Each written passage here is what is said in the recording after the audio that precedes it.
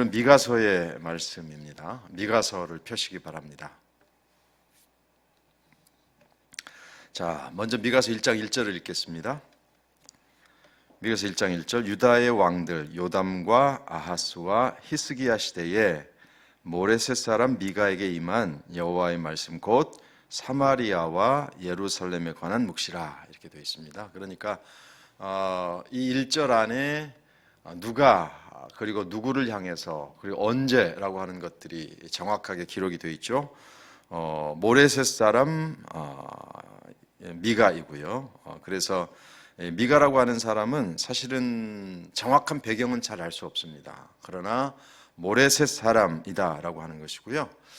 아마도 모레셋이라고 하는 지역이 일반적인 도시 지역이 아니고 농촌 지역이었기 때문에 아마도 이 미가는 농부나 농사의 종합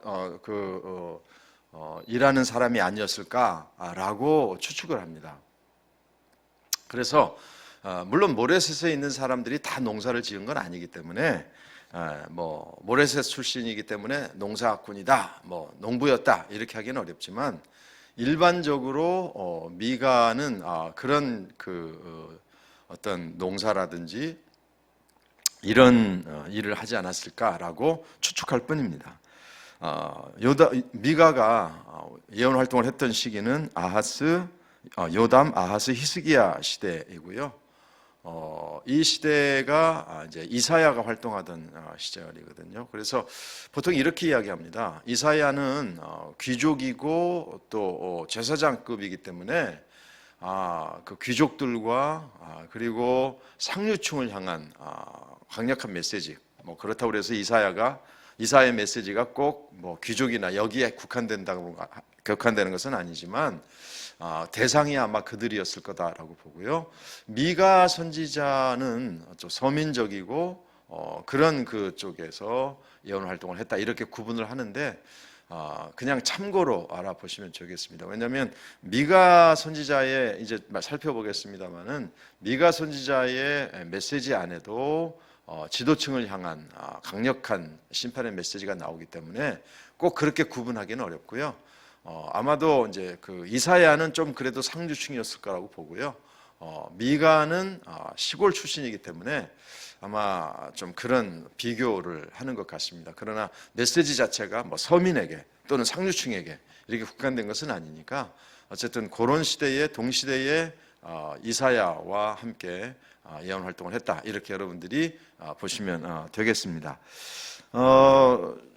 이 미가 선지자의 미가서를 읽을 때에 이제 우리가 보통 핵심 구절이라고 이야기하죠. 핵심 구절. 그러니까 미가 선지자를 통해서 주시려고 한 하나님의 핵심적인 하나님의 마음 또는 하나님의 메시지가 있는데요. 6장을 펴시기 바랍니다. 6장. 미가서 6장 6절을 펴시고요. 6절부터 8절까지 말씀을 보겠습니다. 미가서 6장 6절에서 8절까지의 말씀. 내가 무엇을 가지고 여호와 앞에 나아가며 높으신 하나님께 경배할까? 내가 번제물로 1년 된 송아지를 가지고 그 앞에 나아갈까? 여호와께서 천천의 순양이나 만만의 강물 같은 기름을 기뻐하실까? 내 허물을 위하여 내 맏아들을, 내 영혼의 죄로 말미암아 내 몸의 열매를 드릴까? 사람아, 주께서 선한 것이 무엇임을 내게 보이셨나니 여호와께서 내게 구하시는 것은 오직 정의를 행하며 인자를 사랑하며 겸손하게 내 하나님과 함께 행하는 것이 아니냐. 이게 이제 미가 선지자를 통해 주시는 하나님의 말씀, 가장 핵심적인 말씀입니다. 나중에도 조금 더 설명을 하겠습니다만은 미가 선지자가 이야기하는 포인트를 잘 보십시오. 지금 미가 선지자에게 말씀을 듣고 있는 북쪽 이스라엘은 말할 것도 없겠지만 남쪽 유다 같은 경우도 여러분 지금 이제 이렇게 시작하거든요. 무엇을 가지고 하나님께 경배할까? 1년 된 송아지, 천천의 순양이나 만만의 강물 같은 기름, 또 내 맏아들, 또 내 몸. 이것은 무엇을 상징하고 있는가 하면 이 심판의 메시지를 듣고 있는 사람들이 하나님을 완전히 떠난 사람들이 아니고 겉으로 보기에는, 그리고 형식적으로는 하나님과 연결된 사람들인 것이죠. 그래서 제사, 제물, 이것들로 지금 하나님께서 책망하고 계시거든요. 그러니까 이 사람들 생각에는 뭐 우리가 이렇게 많이 제물을 드리니까, 뭐 이렇게 많이 예배를 드리니까, 그러니까 하나님께서 기뻐하시지 않을까 착각하지 말라는 것이죠. 하나님께서는 그걸 원하시는 것이 아니라 세 가지를 원하신다. 공의와 인자와 그리고 겸손이다. 이 세 가지를 이야기하거든요. 그래서 그 당시에 미가 선지자의 말씀을 들었던 남쪽 유다 또 북쪽 이스라엘의 사람들에게 예배라고 하는 행동 자체가 없었던 건 아니에요. 예물을 드리는 행위 자체가 없었던 것이 아니에요. 그들에게도 예배, 제사, 뭐 이런 종교적인 행동이 있었지만 그 종교적인 행위의 핵심이 뭐여야 되는가 하면 공의와 그리고 인자와 겸손이어야 하는데 이것들이 사라진 것이죠. 그래서 하나님께서는 미가 선지자를 통해서 심판의 메시지를 전달하십니다. 그 심판의 이유는 도대체 무엇들일까?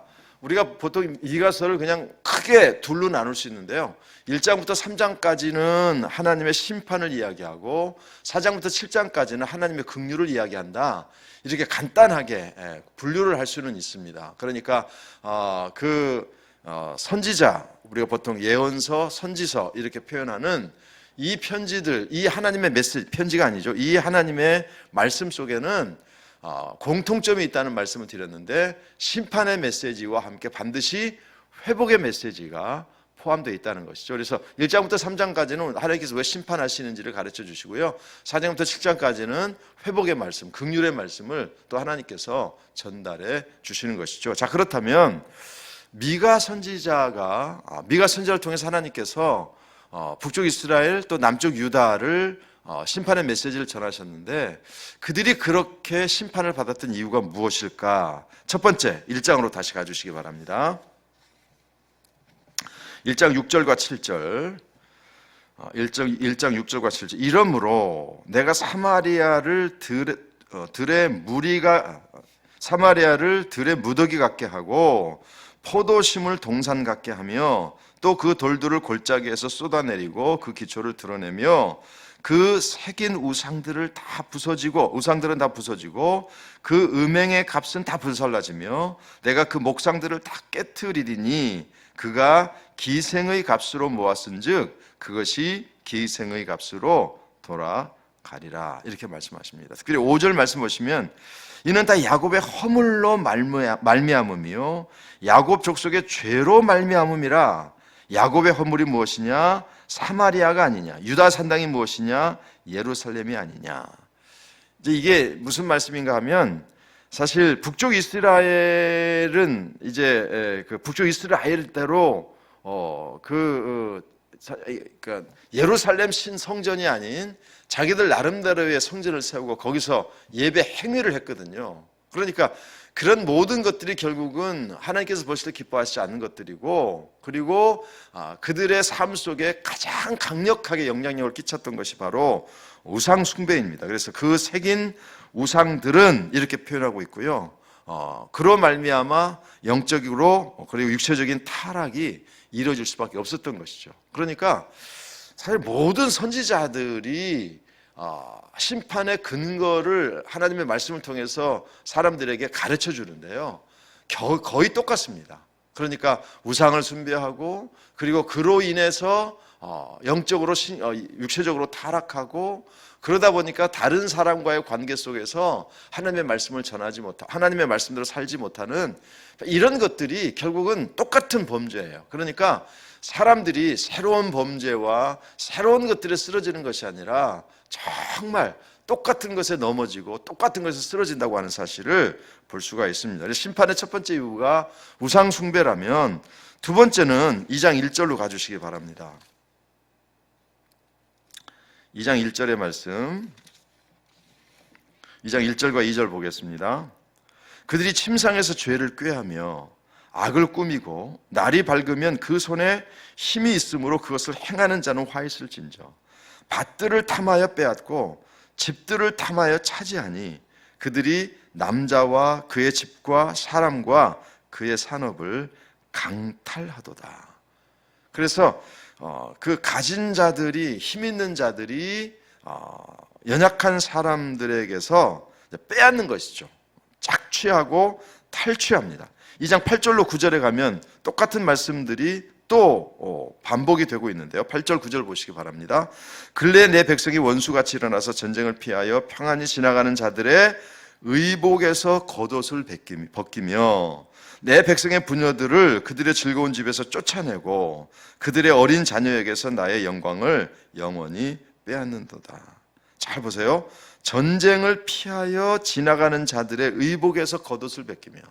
여러분 한번 생각해 보십시오. 전쟁에서 피했다고 하는 것은요, 정말 몸만 빠져나온 것 같은 그런 지금 형상이거든요. 몸만 빠져나온 그런 상황에서 옷을 빼앗아 가면 정말 남는 게 뭐가 있겠습니까? 그러니까 그래서 강탈하고 빼앗고 빼앗는도다 빼앗는도다.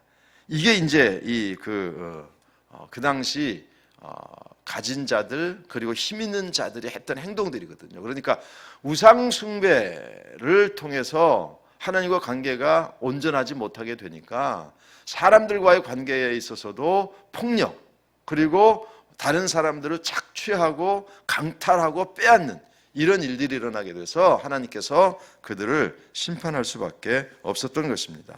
그러다 보니까 백성들만 타락하는 것이 아니고요, 지도자들 역시 타락하게 됩니다.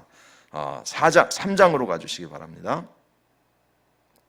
3장 9절과 10절 3장 9절 10절 11절 3장 9절 10절 11절 보겠습니다. 야곱의 족속의 우두머리들과 이스라엘 족속의 통치자들 곧 정의를 미워하고 정직한 것을 굽게 하는 자들아 원하노니 이 말을 들을지어다. 시온을 피로 예루살렘을 죄악으로 건축하는도다. 그들의 우두머리들은 뇌물을 위하여 재판하며 그들의 제사장은 삭슬 위하여 교훈하며 그들의 선지자는 돈을 위하여 점을 치면서도 여호와를 의뢰하여 이르기를 여호와께서 우리 중에 계시지 아니하나 재앙이 우리에게 임하지 아니하리라 하는도다. 이러므로 너희로 말미암아 시온은 갈아엎은 밭이 되고 예루살렘은 무더기가 되고 성전의 신은 수풀의 높은 곳이 되리라. 이렇게 말씀하고 있거든요. 그러니까 사실은 이 백성들이 잘못된 길로 갈 때에 올바른 길을 제시하고 그리고 올바른 삶을 살아가야 될 지도자들, 선지자들, 제사장들, 우두머리들이 오히려 더 타락하고 있는 그런 모습. 결국 이런 것들 때문에 하나님께서 그들을 심판할 수밖에 없었고요. 또 3장 4절 말씀 보시면 3장 4절 말씀 보시면 그때 그들이 여호와께 부르짖을지라도 응답하지 아니하시고 그들의 행위가 악했던 만큼 그들 앞에서 얼굴을 가리시리라. 그러니까 그들이 얼마나 악했는지를 가르쳐주고 있고요. 2장 11절 말씀 보시면 사람이 만일 허망하게 행하여 거짓말로 이르기를 내가 포도주와 독주에 대하여 내게 예언하리라 할 것 같으면 그 사람이 이 백성의 선지자가 되리로다. 이게 이제 11절의 말씀이 조금 재밌는 말씀인데요. 사람이 만일 허망하게 행하며 거짓말로 이르기를, 거짓말로 뭐라고 이야기하는 겁니까? 내가 포도주와 독주에 대하여 예언하리라 할 것 같으면 그 사람의 백성의 선지자가 된다. 이게 무슨 말인가 하면요, 그러니까 이 사람이 하는 이야기가 거짓말이에요. 그리고 허망하고 이건 하나님의 말씀이 아니라는 사실을 말하는 사람도 알고 듣는 사람도 아는데, 그래? 그럼 네가 예언자 해. 그럼 네가 선지자 해. 라고 이야기할 정도로 영적으로 타락하고 부패했다라고 하는 사실을 미가 선지자를 통해서 하나님께서 가르쳐 주시고 깨우쳐 주시는 것입니다. 결국 심판의 이유는요, 지금까지 살펴보고 앞으로도 몇몇 선지자들을 살펴보겠습니다만은 첫 번째 우상 숭배죠. 우상 숭배 때문에 결국은 영적으로 타락하게 되고, 영적으로 타락하니까 영적인 타락이 일반 백성계뿐만 아니라 모든 지도자들, 제사장들 이런 사람들까지 영적으로 타락하게 되고요. 영적으로 타락하니까 사회적으로는 어떻게 됩니까? 약한 사람들을 괴롭히고 빼앗고 수탈하고 강탈하고 이런 일들이 결국은 하나님께서 북쪽 이스라엘뿐만 아니라 남쪽 유다 역시 심판을 받을 수밖에 없었던 것이죠. 자, 그렇다면 하나님께서는 어떻게 심판하실까요? 자, 1장으로 다시 한번 가주시기 바랍니다. 1장 6절 7절 아까 우리가 보았는데요. 이러므로 내가 사마리아를 들의 무더기 같게 하고 모든 삶을 동산 같게 하며 그 돌들을 골짜기에 쏟아내리고 그 기초를 드러내며 그 새긴 우사들 다 부서지고 불살라지며. 여러분 잘 보십시오. 하나님께서 심판하실 때에 어떻게 심판하시는가 하면 북쪽 이스라엘은 무더기 같게 하고 포도삼을 동산 같게 하며 골짜기에 쏟아내리고 그 기초를 드러내겠다. 그러니까 하나님 심판이 대충 약간 이런 정도가 아니라 하나님께서 심판하시기로 작정하면 그 누구도 견딜 수 없는 무서운 심판이 있게 될 거다라고 이야기하면서 첫 번째는 이스라엘이 멸망하게 될 것이다 라는 거예요. 사마리아라고 하는 표현 자체가 북쪽 이스라엘을 상징하는 것이기 때문에 북쪽 이스라엘은 완전히 무너지게 될 것이다 라는 예언이고요. 3장 12절로 가주시기 바랍니다. 3장 12절로 가시면 이러므로 너희로 말미암아 시온은 갈아엎은 밭이 되고 예루살렘은 무더기가 되고 성전의 산은 수풀의 높은 곳이 되리라. 자, 보십시오. 그러니까 북쪽 이스라엘의 멸망이나 남쪽 유다의 멸망이나 참혹한 멸망이 될 것이라고 이야기합니다. 모든 것들이 다 무너지고 성전의 산은 오히려 수풀의 높은 곳이 된다라고 하면서 성전까지도 황폐하게 될 것을 하나님께서 강조하고 있습니다. 그러니까 이제 미가 선지자가 활동할 때가 북쪽 이스라엘의 멸망이 얼마 남지 않았던 때거든요. 그러니까 사람들은요, 하나님께서 심판의 메시지를 전해도 두려워하지 않아요. 왜? 당장 무슨 일들이 일어나지 않기 때문입니다. 죄를 선택하고 죄의 길로 가도 당장에 어떤 일들이 일어나지 않아요. 그러다 보니까 죄를 범하는 것에 담대해지고요, 죄에 익숙해지고요, 그리고 죄를 범해도 어떤 일도 일어나지 않을 거야라고 하는, 어떻게 보면 잘못된 그 담대함, 우리가 근자감이라고 이야기하지 않습니까? 근거 없는 자신감이거든요. 이런 것들이 쌓이고 쌓여서 결국은 하나님께서는 심판하시겠다고 약속하신 대로 심판하실 때는 너무나도 무서운 심판, 다 무너지고 쓰러지는, 그래서 결국 북쪽 이스라엘은 완전히 사라지게 되고요, 남쪽 유다 역시 이제 포로로 잡혀가게 되는데, 하나님께서는 4장 10절 말씀 보시면 4장 10절 말씀으로 가시기 바랍니다. 딸 시온이여 해산하는 여인처럼 힘들여 나을지어다. 이제 내가 성읍에서 나가서 들에 거주하며 또 바벨론까지 이르러 거기서 구원을 얻으리니, 이렇게 말씀하고 있거든요.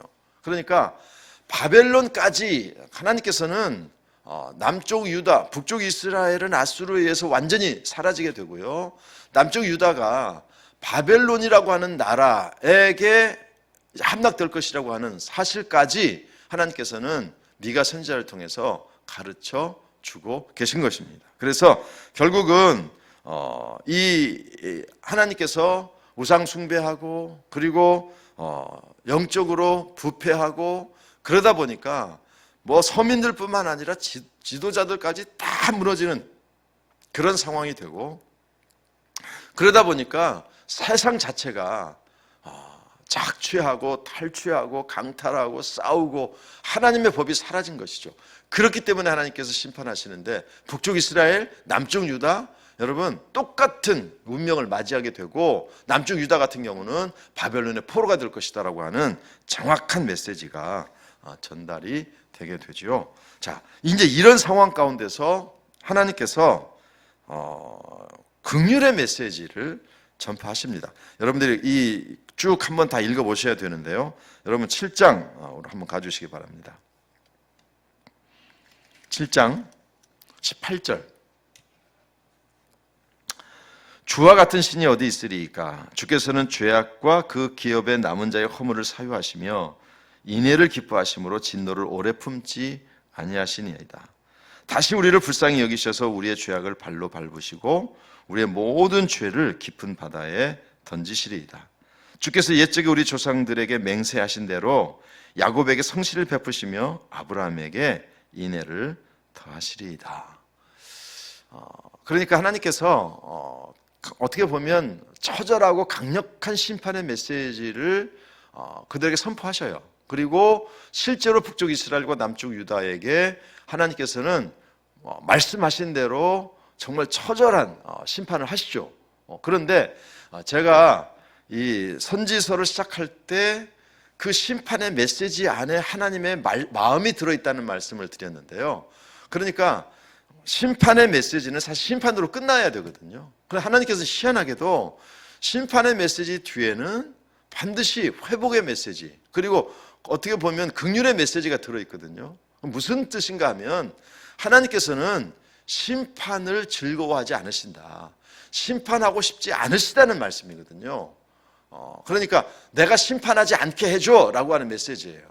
왜냐하면 하나님께서는 심판 자체가 목적이 아니고요, 하나님의 백성들이 멸망하고 고초를 당하고 포로로 잡혀가고 성전이 무너지고 뭐 사람이 죽어나가고 이런 것을 하나님께서 원하시지 않는 거예요. 그래서 오랫동안 하나님께서 선지자들을 들어서 심판의 메시지를 전하신 거고요.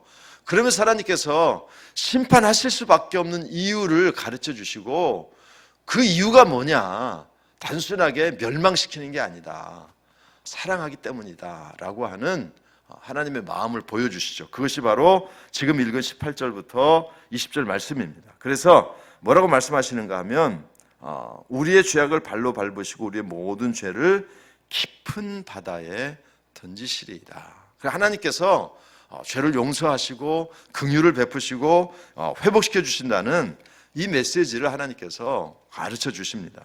7장 7절로 한번 가주시기 바랍니다. 7장 7절.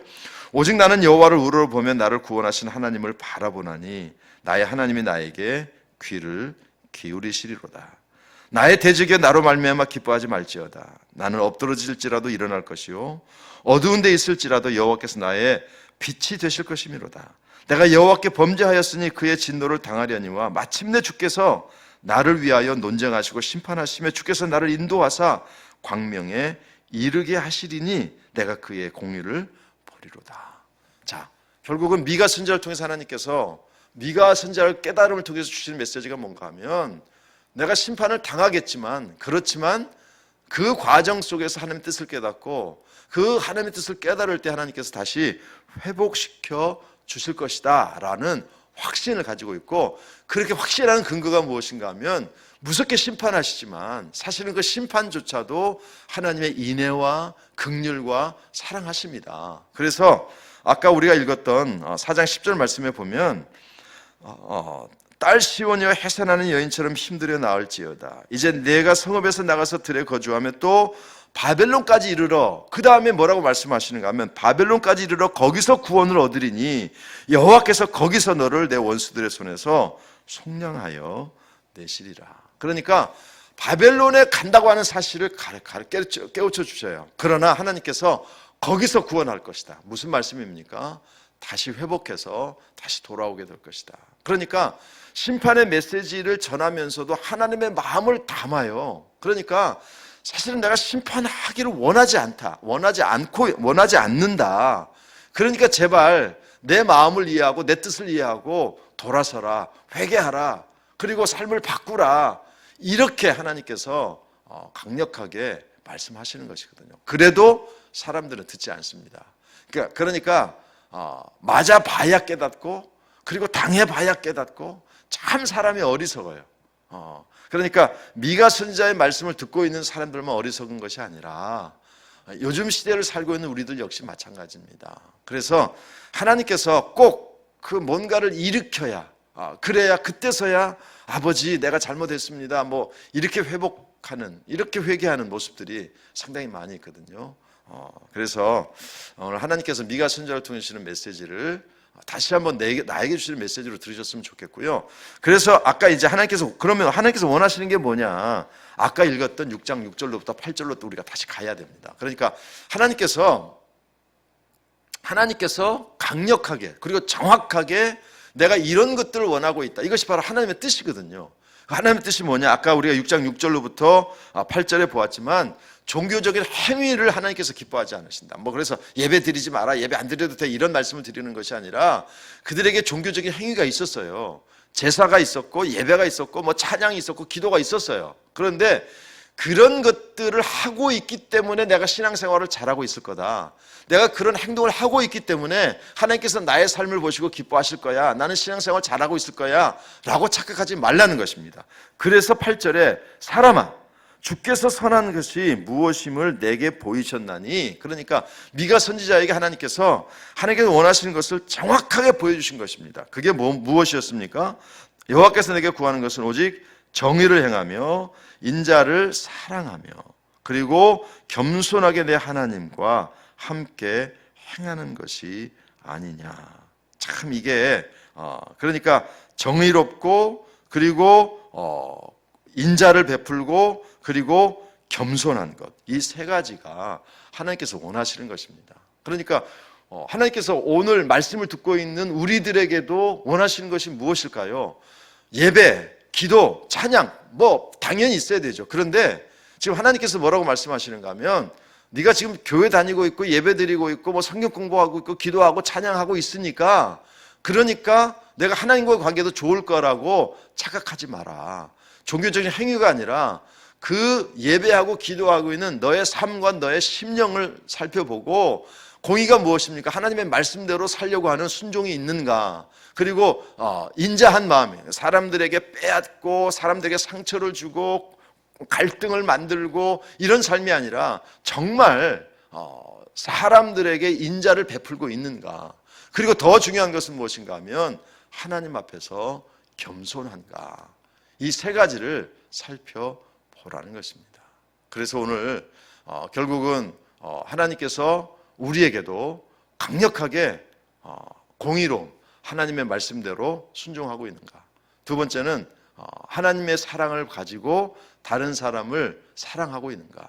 그리고 하나님 앞에서 사람들 앞에서 겸손한 태도를 가지고 있는가? 이 세 가지가 하나님께서 보시는 것이고 이 세 가지를 가지고 하나님께서는 우리의 신앙을 판단하시기 때문에 결국은 우리가 종교적인 행위, 그러니까 영적인 행동도 중요하지만 그 핵심이 무엇인지를 깨닫고 하나님의 말씀을 붙잡고 사랑하고 겸손한 삶을 사는 것, 이것이 바로 하나님께서 원하시는 것이고요. 결국은 하나님께서 원하시는 공의와 그리고 사랑과 겸손, 이 세 가지가 창세기부터 요한계시록에 쭉 연결되는 바로 그런 핵심적인 주제이고요. 그리고 우리가 에바다 교회가 우리 주일에 빌립보서를 지금 말씀하고 있는데요. 내일 말고 그 다음 주에 주시는 성경의 주제가 뭐냐면 그러므로 너희 안에 이 마음을 품으라 곧 그리스도 예수의 마음이니, 그러면서 뭘 이야기합니까? 그는 하나님과 같은 분이지만 이 땅에 내려오셨다. 그 내려오신 것이 무엇이죠? 공의, 그리고 사랑, 겸손, 세 가지가 다 그 안에 들어있는 거예요. 하나님께서 공의를 행하시기 위해서, 죄를 해결하기 위해서, 그러니까 하나님은 죄를 그냥 두시지 않거든요. 그 죄를 해결하기 위해 하나님의 공의를 실천하기 위해서는 죄로 말미암아 모든 사람이 심판을 받아야 되는데 그 공의를 이루시기 위해서 예수께서 오시잖아요. 예수님이 오신 이유가 무엇입니까? 우리를 사랑하시기 때문이죠. 그 사랑하시는 예수님 이 땅에서 보여주신 것이 무엇입니까? 겸손이죠. 그래서 여러분, 결국은 성경 전체를 꿰뚫고 있는 그 가장 중요한 포인트가 공의로움, 그리고 사랑하는 마음, 그리고 겸손한 마음, 이 세 가지라는 사실을 깨달아서 나의 삶 속에 평생토록 공의와 사랑과 그리고 겸손함이 떠나지 않도록 우리의 삶을 지키는 것이 매우 중요하다. 이것이 바로 미가 선지자를 통해서 주셨던 그 당시 사람들을 향한 메시지고요, 오늘 우리에게 주시는 메시지이기도 합니다. 결국은 이런 일들이 이루어지지 않으니까 어떻게 됩니까? 강탈하고 수탈하고 억압하고 힘이 좀 있다고 갑질하고 이런 일들이 일어날 수밖에 없는 것이고요. 그렇기 때문에 오늘 이 시대를 보면 하나님의 심판이 가까워 오고 있다는 사실을 다시 한번 우리가 깨달아야 될 것입니다. 아멘 주여 오시옵소서, 예수님이 다시 오신다는 메시지에 대한 정말 긴장감이 사라지고 있는데요. 이런 상황 가운데서 결국은 하나님께서 예언하시고 가르쳐 주신 대로 이 세상이 흘러가고 있기 때문에, 그렇기 때문에 우리는 다시 오실 예수님 앞에 부끄럽지 않도록, 그랬을 때 그 다시 오실 예수님, 그때의 심판은 모든 것들이 무너지고 완전한 멸망이거든요. 그 심판 앞에 도망갈 사람도 없고 피할 사람도 없습니다. 그렇기 때문에 주님 다시 오실 때까지 나는 이 길을 가리라. 정의로움, 공의로움, 그리고 하나님의 사랑을 품고 사는 것, 그리고 하나님과 사람 앞에 겸손한 것, 이 세 가지를 가지고 신앙의 삶을 살아가셨으면 좋겠습니다. 자, 이것이 이제 미가 선지자를 통해서 하나님의 메시지고요. 이 미가 선지자의 메시지가 특별히 신약 성경에서 예수님과 연결돼서 사용되었던 부분이 있습니다. 자, 미가서 5장 2절로 가주시기 바랍니다. 미가서 5장 2절. 베들레헴 에브라다야, 너는 유다 족속 중에서 작을지라도 이스라엘을 다스릴 자가 내게서 내게로 나올 것이라. 그의 근본은 상고의 영원에 있느니라. 그래서 사실은 이게 말씀이 보시면요, 베들레헴 에브라다야 이렇게 되어 있거든요. 남쪽 유다의 중심은 사실은 베들레헴은 아니거든요. 예루살렘입니다. 그런데 하나님께서 미가 선지자를 통해서 뭐라고 말씀하시는가 하면, 베들레헴 에브라다야, 너는 유다 족속 중에서 작을지라도 이스라엘을 다스릴 자가 내게서 내게로 나올 것이라. 물론 이제 다윗이 베들레헴 출신이기 때문에 어떻게 보면 유다 백성들에게는 다윗에 대한 향수가 있지 않습니까? 그리고 다윗이 얼마나 중요한지 여러분 잘 아시지 않습니까? 그래서 다윗의 고향이었던 베들레헴이 굉장히 중요하게 인식되고 있습니다. 그런데 이 말씀이 결국은 어디서 다시 사용되는가 하면 마태복음 2장 5절로부터 6절 사이에서 이제 사용이 되죠. 그래서 보면 이제 예수님께서 이 땅에 오실 것에 대한 예언들, 말씀들이 선포되는 중에 뭐라고 이르되 유대 베들레헴이오니, 그러니까 헤롯 왕이 물어봐요.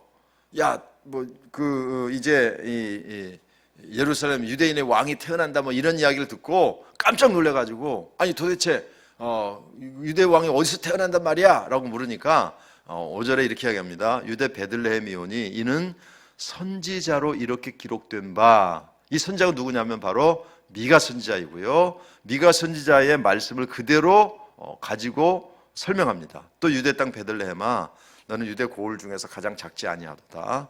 내게서 한 다스리는 자가 나와서 내 백성 이스라엘의 목자가 되리라 하였음이니이다. 그러니까 이 말씀을 보시면, 물론 이제 미가서 5장의 말씀은 메시아 예언이긴 하지만 그 당시 사람들이 메시아 예언이라고 생각했을까? 아마 깨닫지 못했을 겁니다. 그런데 하나님께서는 이미 미가 선지자를 통해서 하나님의 영원한 심판, 영원한 심판 뒤에 결국은 하나님의 영원한 통치거든요.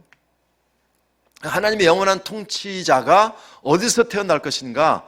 베들레헴이라고 이야기하고 있고, 그래서 성경을 연구했던 사람들이 어디서 하나님의 아들이 태어나느냐, 메시아가 태어나느냐라고 했을 때에 그들이 정확하게 유대 땅 베들레헴이라고 확신했던 이유가 무엇인가 하면 바로 미가 선지자를 통해 주셨던 메시아 예언 때문이었다라고 하는 것을 우리가 볼 수 있게 되겠습니다. 결국은 이 선지자들을 통해 주시는 메시지 속에 또 하나 숨겨져 있는 하나님의 메시지가 있는데요. 그 하나님의 마음이 있는데 그것이 바로 마지막 날, 큰 날, 마지막 심판에 관한 메시지거든요. 그래서 선지자를 통해 주셨던 메시지들 속에 그 메시아 예언이 숨어 있고, 그 중에 하나가 바로 미가 선지자를 통해 주셨던 베들레헴에서 메시아가 탄생할 것이라고 하는 강력한 메시지를 하나님께서 가르쳐 주셨고, 결국은 그 메시지대로 메시아가 베들레헴에서 탄생하게 되는 것이죠. 결국은 모든 역사가 하나님의 시간 안에 있다, 하나님 역사 안에 있다라고 하는 사실을 볼 수 있으면 좋겠습니다. 여러분, 미가 선지자를 통해서 다시 한번 말씀드리지만 정확하게 우리가 어떻게 살아야 될지 세 가지를 가르쳐 주셨습니다. 공의롭게 살라, 그리고 인자하게 살라, 그리고 겸손하게 살라. 이 세 가지 주제가 성경을 관통하는 주제라는 사실을 기억하시면서 정말 내가 기도하고 예배하고 성경 공부하고 그리고 이 신앙의 삶을 살아가고 있는데 정말 내 안에 하나님의 공의를 따라 하나님의 진리를 따라 살려고 하는 그런 결단이 있는가? 또 하나님의 사랑을 닮아서 내 주변 사람들을 갑질하고 착취하고 고통스럽게 하고 갈등하고 싸우고 이런 것이 아니라 사랑을 베풀고 있는가? 그리고 정말 예수님의 겸손을 닮아 나에도 겸손이 있는가? 이 사실을 보시면서 벗어나 있다면 오늘 요구하시는 것이 무엇인가 하면 철저한 회개, 하나님께 돌아가는 것이거든요. 그래서 여러분의 삶 속에 공의와 인자와 그리고 겸손함이 넘쳐나는 하나님께서 원하시는 삶을 사는 여러분 되시기를 주의 이름으로 축원합니다. 기도하겠습니다. 하나님과 멀어져 우상을 숭배하고 그 영적으로 타락하는 순간 하나님의 사람들 역시 인간적인 그리고 그들의 일상적인 삶 속에서도 타락과 그리고 죄악이 가득했다는 사실을 우리가 보게 되었습니다. 하나님, 그리스도인이면서 그래서 예배하고 교회 출석하고 성경을 공부하고 찬양하고 그런 삶을 살면서도 그 내적인 가장 심령의 중심에 공의가 사라지고 인자가 사라지고 겸손이 사라지면 결국 그의 삶이 세상 사람들과 다를 바 없이 타락한다는 사실을 깨닫게 해주셨습니다. 하나님의 심판의 때가 가까워 오고 있다는 사실 잊지 않게 도와주시고 주님 다시 오시는 날이 가까워지고 있다는 영적 긴장감을 놓지 않게 하셔서 하나님 아버지 정말 하나님께서 원하시는 공의로움, 인자함, 겸손이 내 삶 속에 회복되는 역사가 있게 하여 주시옵소서. 미가 선지자를 통해서 예수께서 베들레헴에 태어날 것을 예언하신 그 하나님의 놀라운 역사를 다스리고 계시고 시간을 주관하고 계시다는 사실을 잊지 않게 도와주셔서 하나님 앞에 부끄럽지 않도록 나의 삶 속에서 공의와 인자와 겸손이 회복되는 믿음의 삶을 사는 저희들이 되게 하여 주시옵소서. 예수님의 이름으로 감사하며 기도합나이다. 아멘.